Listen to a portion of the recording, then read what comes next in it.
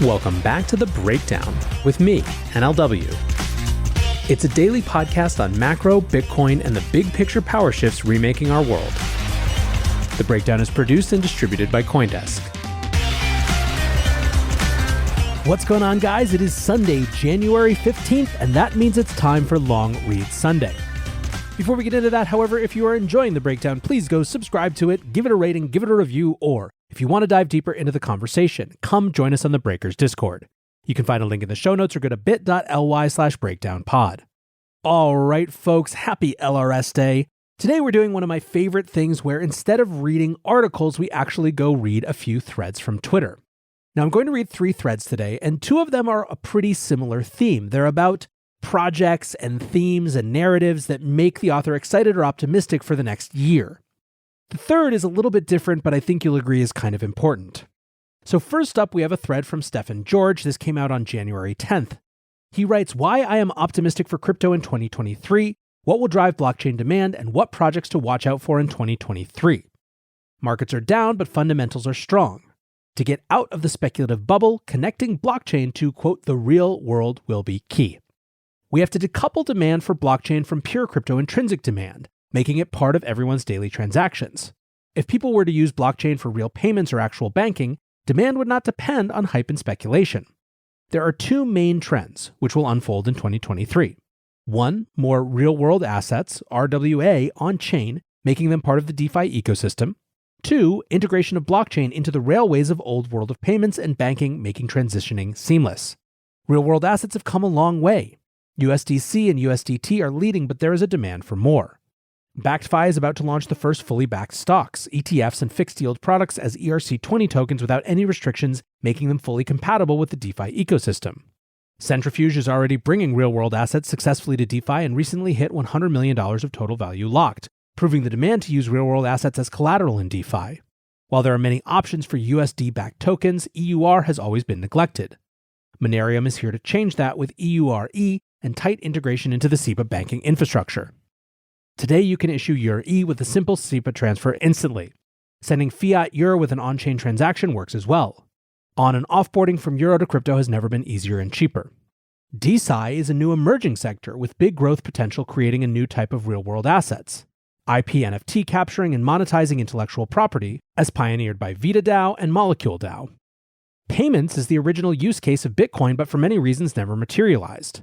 We are working with SaltPay Crypto to bridge blockchain to the old world of payments. Soon you will be able to pay with crypto anywhere where Visa is accepted, non-custodial. Even if the same products can be offered on-chain, user experience has to be on par with Web 2 as well to get mass adoption. This is why account abstraction is key, allowing users self-custody without worrying about seed phrases, fees, or complex transaction sequences. Wallet support is needed to make the benefits of account abstraction widely available. Safe, Argent, and Linen are the leading wallets implementing smart contract accounts today. All building blocks are here, we just have to put them together and complete the puzzle. End of 2023, managing your bank account on-chain will be viable, and the experience will be seamless. All right, now hold aside the specific projects because I'm much more interested in themes than projects, although obviously for themes to come to life, you have to have great projects doing them. I am definitely seeing the discussion of real-world assets on-chain flare up in a huge way, and in some ways, this is an old narrative. This goes back to 2017 and 2018. One of the new variables here is the extent to which NFTs open up new types of technical approaches to bringing real-world assets on-chain, or bringing approximation or ownership representations of real-world assets on-chain.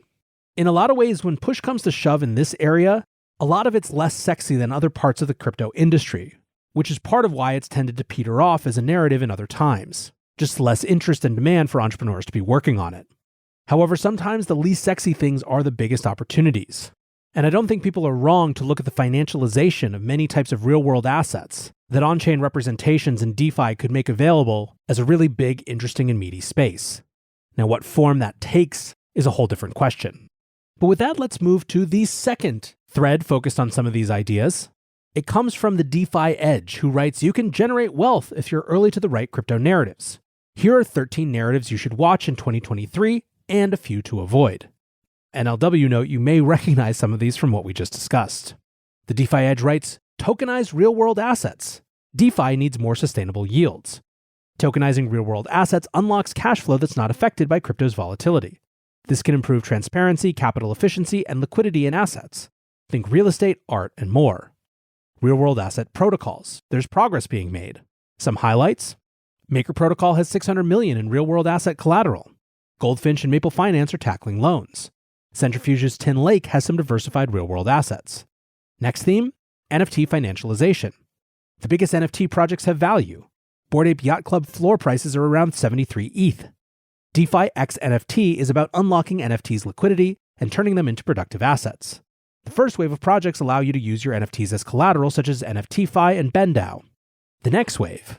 We're starting to see the next generation of NFT financialization. 1. NFT perp, shorter-long NFTs with leverage. It's in beta and has attracted 21 million plus of volume. 2. Insert finance, shard vaults. They fractionalize NFTs and then you can earn yield. Next theme, Cosmos chains. Plenty of new chains are being built with Cosmos. Barachain, proof of liquidity consensus. Kajira, an ecosystem built around real yield. They're constantly launching new products. Canto, EVM compatible on Cosmos, liquidity as a public good. Next theme, Sei. Sei is a DeFi-specific L1 chain optimized for trading. CLOBs or central limit order books are the standard for TradFi. In crypto, only centralized exchanges could use them due to the speed requirements, i.e. they utilize fast Web 2 technology. New possibilities. We've been wanting CLOBs due to tighter spreads and lower slippage.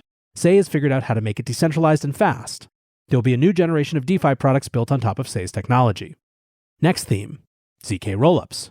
Ethereum is relying on layer 2 solutions to scale. There are 2 types of rollups. Optimistic rollups such as Arbitrum and Optimism. 2. ZK rollups. Optimistic rollups have the first mover advantage, but many consider ZK rollups to be the superior tech. Next theme, decentralized sports betting. Crypto degens and sports betting naturally go together. We are too early as there aren't that many protocols live yet. Next theme, decentralized social media. Twitter's going through a chaotic time, TikTok may be banned in the US. There's a desire to own our data and to prevent censorship. 2 headwinds, UI UX lags behind Web 2, and gaining adoption. Next theme, decentralized stablecoins. Stablecoins are the biggest use cases for DeFi, but there are issues around centralization. OFAC sanctions on Tornado Cash led Circle to freeze USDC in the TC protocol. USDT is frozen $435 million. Next theme, big brands joining Web 3. 2022 was a big year for big brands to onboard to Web 3 thanks to Polygon. In 2023, let's see how Starbucks Odyssey and Nike Swoosh NFT efforts perform. Bigger themes. I listed out several narratives, but I noticed several larger themes that tie it all together. 1. Decentralized everything. 2. Specialized blockchains. 3. Tokenize the real world. 4. New approaches solving the blockchain trilemma. But what about what's overrated, in my opinion? 1. GameFi. It's inevitable, but we're a few years away from nailing it. Good games take a while to develop. 2. Crypto AI. I'm bullish on AI overall, but anything crypto AI related is a money grab now. 3. Solana. Too many L's last year. Horrible optics. Overall, I'm bearish this year. The macro's terrible and it'll take time to get the Luna and FTX stench off the public's mind. 2023 is all about staying engaged and planting the seeds for 24 and 25.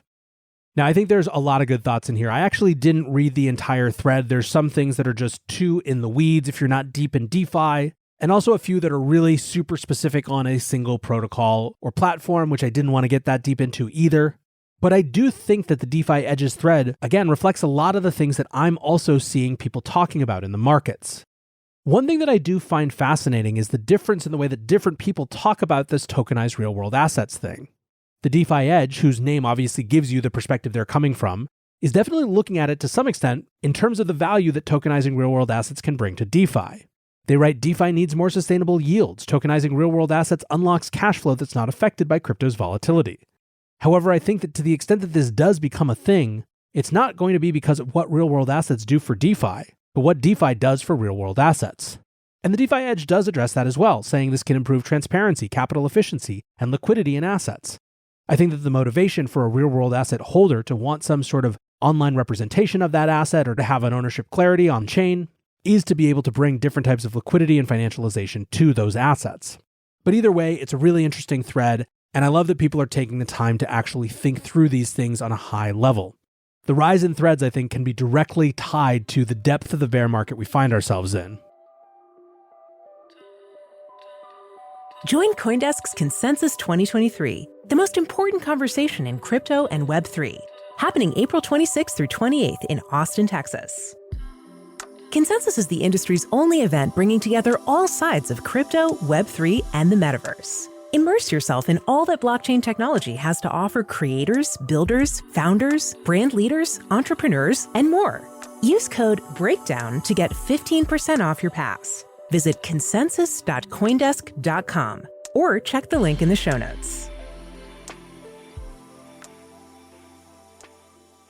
As I promised, the third thread is a little bit different, but I think really important, and so let's end there.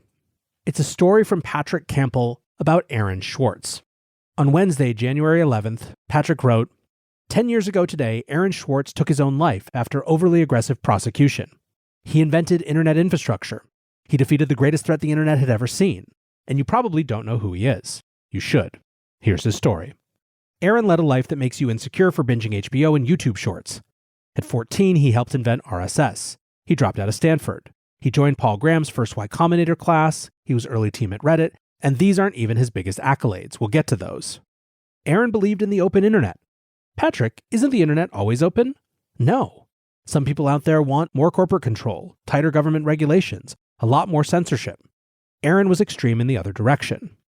Aaron believed research and public records should be free. He wrote something called the Open Access Manifesto. You probably don't realize 98% of scientific research is behind a paywall, and 80% of legal records too. Patrick, why would that be a problem? Let me explain. Imagine you're the scientist key to unlocking an energy breakthrough. You're a smarty, but you need to read a bunch of research. Well, that research costs $40 per paper. You probably can't afford that, so no free energy. Here's an even worse scenario. Imagine you're poor and get arrested. Did you know that accessing court records for your case costs money? They're in the public record. They're quote-unquote owned by the taxpayers, but you have to pay for them. Guess you go to jail. This is where Aaron dug in. After cashing out from Reddit's sale, Aaron set his sights on Pacer. Pacer's a big old database of US court records. It's not supposed to make money, but somehow makes $100 million per year. Thankfully, Aaron and a group of hacktivists found a hole in the system.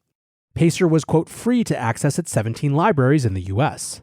All the group needed to do was write a handy Perl script on a thumb drive and plug it in. They downloaded 2.7 million documents and set them free. When Sacramento Library racked up 1.5 million in charges, the FBI got involved. Thankfully, since access was free and no one was profiting, no felony occurred. Pacer still charges, but a lot of pressure on orgs like Free Law Project lead to much cheaper access. This was just Aaron's warm-up, though. Next came the biggest war in the history of the internet. In 2012, Congress put forward a bill to combat piracy, SOPA/PIPA. The bill appeared to be a Trojan horse for the government to take down any website without warning, all for quote-unquote copyright protection. Certain companies loved this, open internet advocates went to war. In a truly amazing response, Aaron and crew organized hundreds of websites to go completely dark for a day. You couldn't access Wiki, Reddit, Craigslist. Even Google blacked out their homepage. Thankfully, we won. But then came the fight that ended Aaron's life. Aaron set his sights on releasing the largest academic database out there, JSTOR. He created a script for mass downloading and hid it on a computer in an MIT storage closet. He downloaded millions of papers over months. MIT and JSTOR couldn't catch him. Then came the feds. MIT and JSTOR obviously didn't intend for open campus access to be used this way, but MIT has a hacker culture and acts of rebellion are commonplace. Aaron got caught, though. US prosecutors took a liking to the case and pushed forward with prosecution. Aaron was charged with 13 felonies, carrying up to 50 years in prison. JSTOR asked for the charges to be dropped. MIT asked for the charges to be dropped. But US Attorney Carmen Ortiz kept going. Aaron refused plea deals and due to harsh prison time threats took his own life. After his death, Ortiz conceded that she didn't have enough to show Aaron acted for personal gain, a big piece of the charges, nor evidence to support the harshest penalties. Prosecutors want to win. I guess lack of evidence doesn't stop empty threats for a plea. Lawrence Lessig sums it up best. Somehow we need to get beyond the I'm right so I'm going to nuke you ethic that dominates our times. That begins with one word, shame. One word and endless tears. Aaron wasn't perfect. He wasn't the only person involved in these movements. But I can't hold back all the tears when I think of his death. He's the one person I've met with who is the complete embodiment of truth and openness.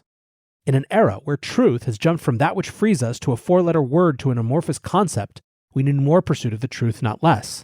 It's not a weapon. It's not a liability. It's not binary. It's progress. And progress shouldn't be closed. Anyway, just remember people like Aaron exist. You don't have to agree with what he did. Just know his ideals are important. We should all try to be more like the best of him. I'll leave you with a poem from the founder of the internet, Tim Berners-Lee, from January 12, 2013. Aaron's dead. World wanderers, we have lost a wise elder. Hackers for right, we are one down. Parents all, we have lost a child. Let us weep. Until tomorrow, guys, be safe and take care of each other. Peace.